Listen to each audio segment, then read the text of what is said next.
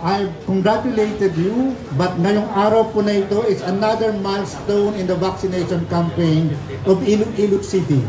And that is the vaccination of our mga bata, pediatrics, 12 to 17 years old. Inuna po natin yung may comorbidities kasi siya yung vulnerable among the young population.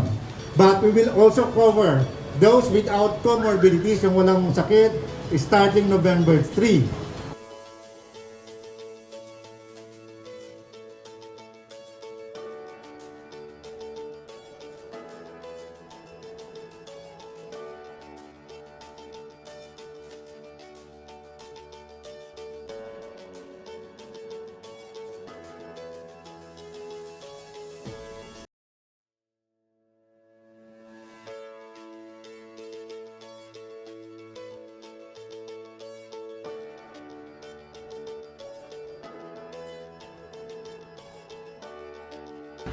Napasalamat gid kita sa national government kay sige padala nila sa vaccine sa aton. Lapakan ta gid ang DOH kag ang IATF.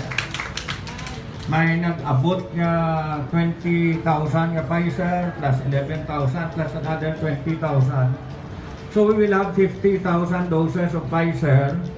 Daw saktuhan gid lang na para sa mga minors ta. Kaya ang estimate sa city government, we will be having 50,000 minors. And madugang pa kita kay ang iban nga mga nag-eskwela diri sa syudad, bisan hindi sila taga syudad, siguro tugutan taman nga makapabakuna man.